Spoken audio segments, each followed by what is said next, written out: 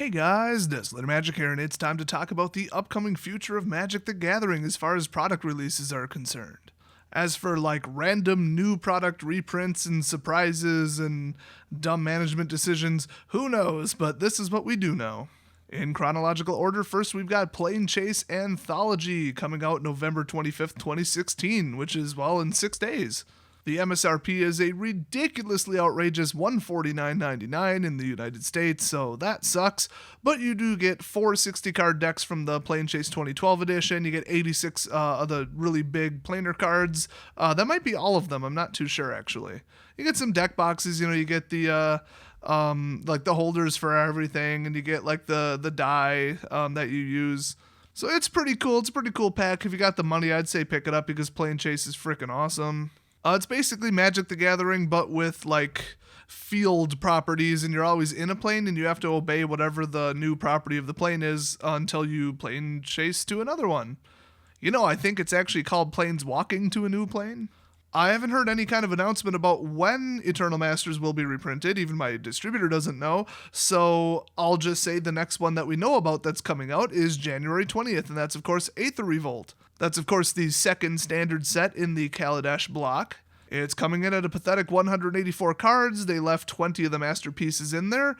And, well, based on the card values in Kaladesh, I assume this will be one of the worst sets ever printed price-wise, but probably a really awesome set design-wise. So, whatever. There's some benefits to that. I put in an order of 3 bundle cases. We'll just call them fat packs.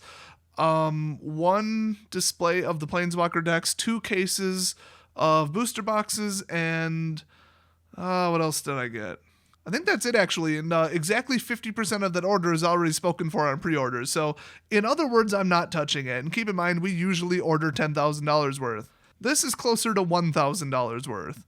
I mean, 184 cards, adding in super rares, and coming after one of the least valuable sets ever printed.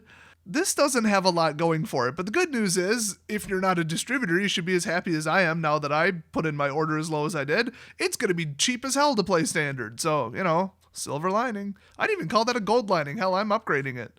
Well, after that, wait about 2 months and you've got the March 17th, 2017 release of Modern Masters 2017 edition. This set has been confirmed for a while, and it has been suspected for even longer, and people are really looking forward to it. Hopefully it'll really, really, really knock down the price of some modern cards. I think they're going to be pretty aggressive in the print run of it. I should say, probably not the print run, honestly, but the selection of cards. Unfortunately, they did confirm that one of the big blocks that it will be targeting for reprints is Return to Ravnica. Yeah, all 2 of those cards that are used in Modern. So that portion of it is going to be utter garbage, but the rest of it hopefully will be pretty good. You also never know what they might throw in there. I mean, they could just throw in like 1 Phyrexian card just because. I mean, it really doesn't have to match any kind of storyline. Do keep in mind that since it's Modern Masters, it will only be printed in English, Chinese, and Japanese. That is it. Very, very soon after, we've got the March 31st release of the new dual deck, Mind vs. Might. The dual decks are typically a very, very, very unpopular set because, they aren't a set. This is an unpopular product. Some of the cards are legal in Standard. Some of the cards are completely made up and not legal in Standard. And I don't know if they ever corrected this, but you certainly can't tell from the symbol. And it gets even weirder. It's being printed only in English and Japanese. That's it. I really don't understand that, but, whatever, all I care about is English. The MSRP is only $24.99, though, so if you just want 2 really cool decks with really shiny cards that have just totally cool made-up mechanics, I mean, the mechanics they choose for these are usually found nowhere else in the game, or they're from a long, long, long time ago. I mean, they had one where you could, back out of combat and stuff like that. It was really, really, really cool. So if you're looking to just play, 2 pre-made decks for $12.50 a piece, split in between 2 people. It is an excellent product, but if you want to go to F&M, just stay far away from this because it is so confusing trying to figure out which cards are legal and which ones aren't. The next upcoming product after that is, of course, Ket, the first set in the Ket block. That's a standard release. They're pumping it up to 264 cards. I have a feeling that it's going to be really powerful, really valuable. People are going to want it. People are going to buy it. There's a little bit of reading between the lines that you can do to say, hey, it might go back to a Theros-style Pro Mono. I mean, they are overdue for it.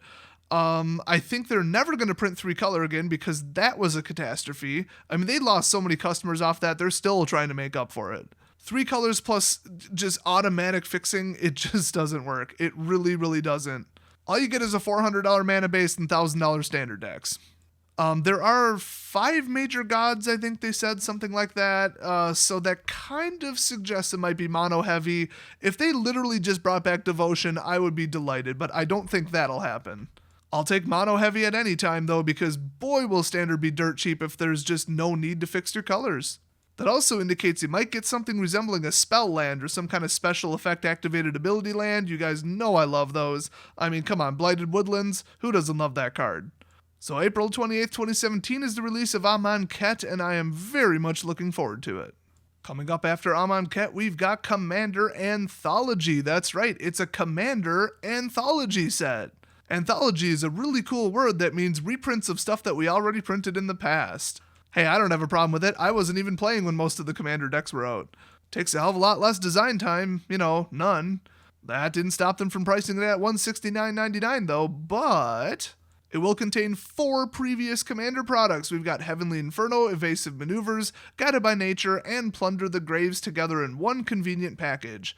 It includes 4 specialized life counters, tokens, and all cards from the original decks. So you're getting basically 400 cards.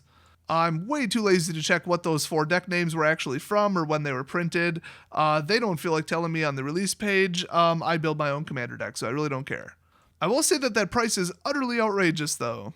I mean, it's like $41 a deck, so for a 100-card deck, okay, whatever, but I think you can actually get some of those decks, like right now, for less money than that.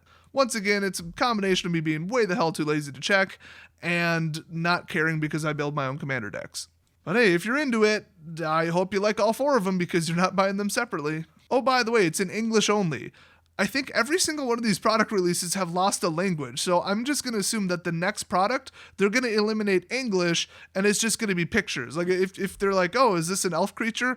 I don't know, there's no words written on it. Does it look like an elf in the artwork? Yeah, okay, then it's an elf. And then instead of reading what the spell does, we'll just grunt at each other. It would seem that, in my opinion, Wizards just wants to send the message that if you speak a language other than English, they can't be bothered to print any kind of product in your language, so screw you and your dumb language. By the way, Amonkhet will be printed in English, Chinese Simplified, Chinese Traditional, French, German, Italian, Japanese, Korean, Portuguese, Russian, and Spanish. But if you're French or Italian and you want to buy Commander Anthology, you've got just under a year to learn English.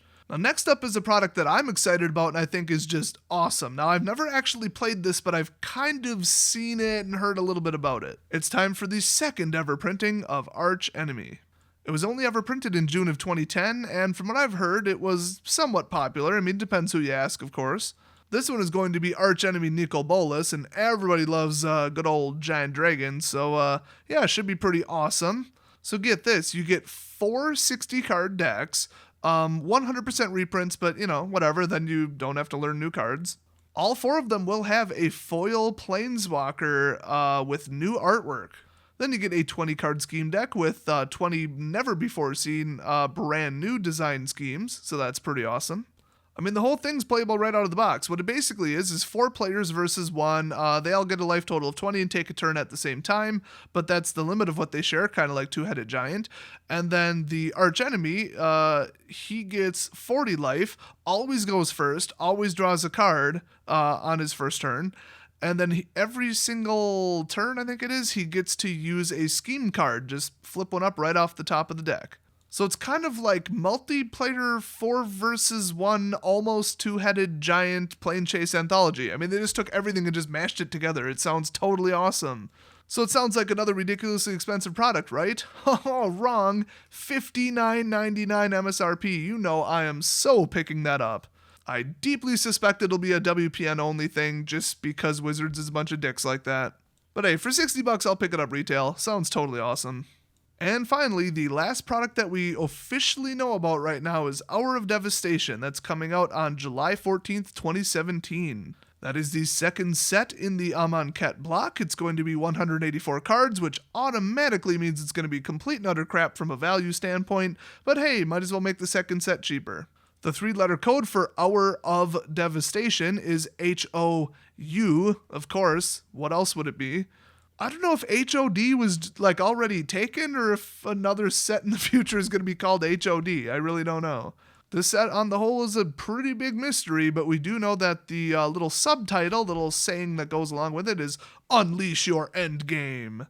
Can they just go with peace was never an option? That's like my favorite saying. It's just like when I'm playing multiplayer with like 6 people and I'm like, hey, let's team up, and then if it's just us 2 left, then we'll just, call it a truce and we'll just tie. We'll just both win. Hell no, I'm dropping in a 10-10 haster on that final turn, and I'm going to run your life total over like a steamroller. Why? Because peace was never an option. Also, war. War never changes. And all is fair in love and war. Can't think of any more stupid sayings, so I'll have to leave it at that.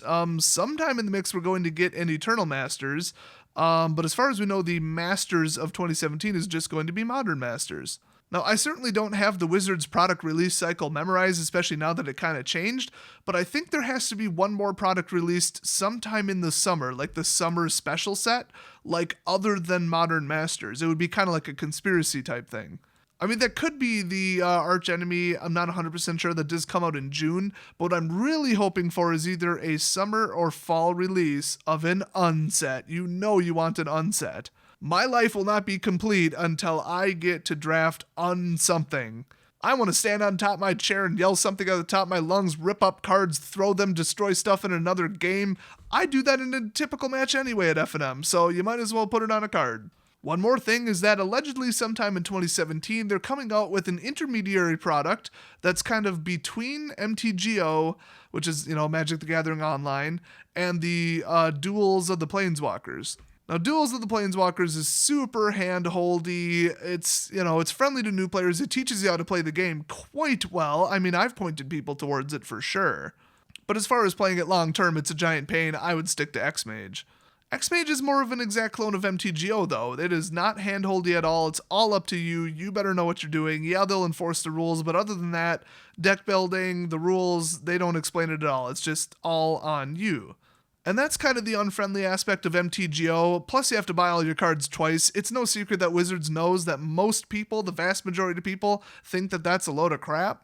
Their latest little update to MTGO made it effectively twice as expensive to play, if not more if you draft heavily, so that's dumb. A lot of high-profile people just left MTGO because of it. But ever since, at least a year ago, I guess it would have had to have been, they've been designing something called Magic Digital Next.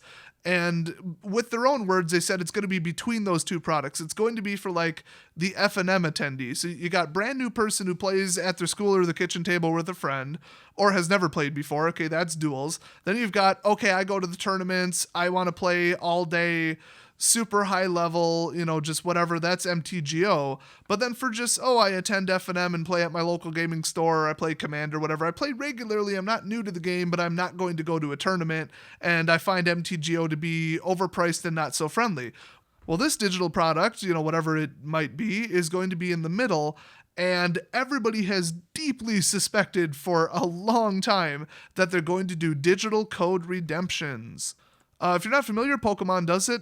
You open a booster pack, and I believe the very back card or something like that has a code on it. You plug it in, you get exactly one booster pack of the exact same type on Pokemon Online.